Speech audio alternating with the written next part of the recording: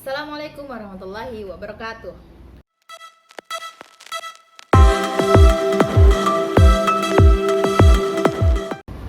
Bagaimana kabar kalian hari ini? Semoga masih tetap semangat ya.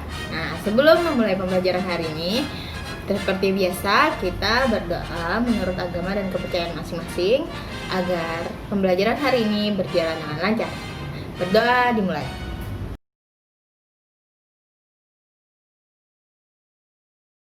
Oke, hari ini kita akan belajar tentang pencemaran lingkungan. Apa itu pencemaran? Pencemaran adalah bercampurnya unsur-unsur lain yang dapat mengganggu dan merusak keseimbangan lingkungan hidup. Nah, zat pencemar itu disebut dengan polutan. Lingkungan hidup tersusun atas wilayah perairan, daratan, dan juga udara. Nah, tahukah kalian bahwa 2/3 bagian dari bumi adalah air? Untuk itu kita hari ini membahas tentang pencemaran air. Nah, materi-materi yang akan kita bahas tentang pencemaran air ini ada 5 ya. Yang pertama, sumber air. Kemudian kita akan belajar manfaat air bagi kehidupan. Yang ketiga, kegiatan yang dapat menimbulkan pencemaran air. Keempat, akibat dari pencemaran air. Dan kelima, cara mencegah pencemaran air. Oke, kita masuk sesi 1 tentang sumber air. Nah, dari mana kalian mendapatkan air? Air bisa kita dapatkan melalui air hujan, kemudian air sungai, air tanah atau air sumur. Biasanya di daerah perkotaan itu air sumur ya. Kemudian air laut kalau daerah pesisir pantai. Nah, kemudian materi yang kedua kita akan bahas tentang manfaat air bagi kehidupan. Air banyak sekali ya manfaatnya bagi kehidupan kita. Kalian menggunakan air untuk apa?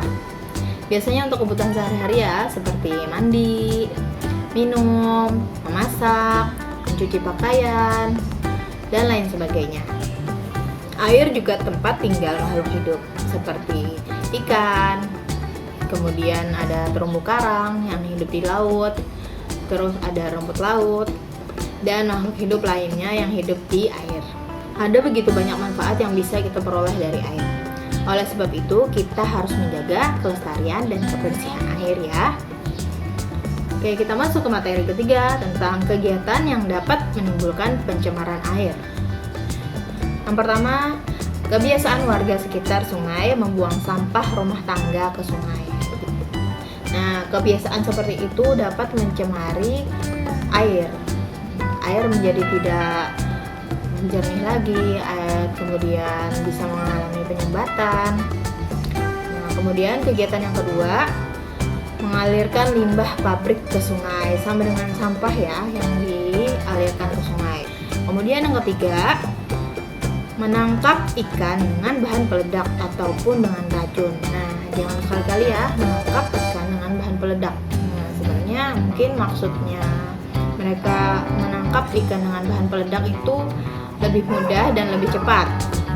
Tapi sebenarnya itu sangat membahayakan lingkungan perairan. Terjadinya pencemaran air ini mengakibatkan banyak hal yang sangat merugikan. Kita masuk sesi keempat, yaitu akibat dari pencemaran air. Nah, apa saja akibat dari pencemaran air? Yang pertama, sampah yang dibuang di sungai ataupun di saluran pembuangan air akan menumpuk dan mengakibatkan penyumbatan pada aliran sungai. Kemudian, sungai tidak mampu lagi menampung air sehingga meluap ke daratan.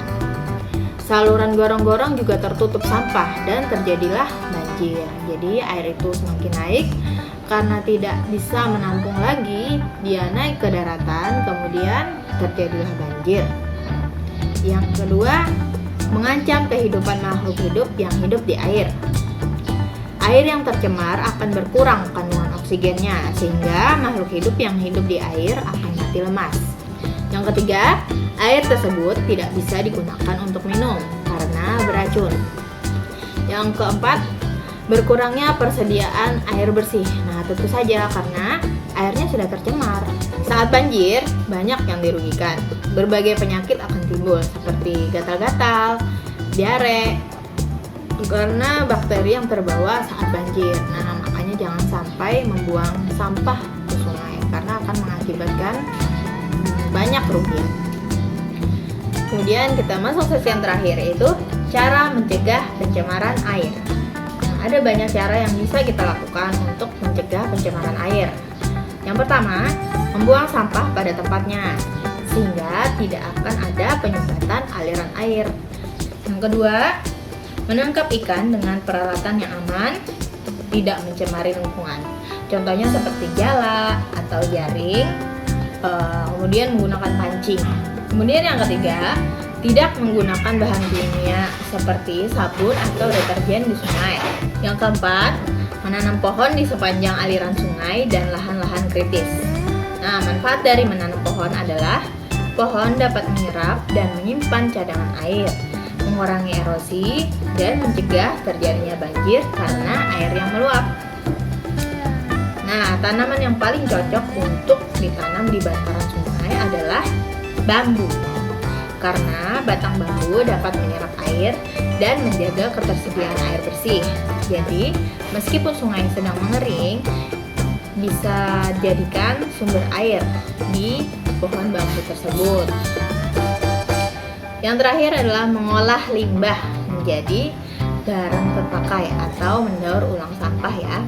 Contohnya gelas plastik atau kaleng bekas minuman yang dimanfaatkan sebagai pot tanaman dan lain sebagainya.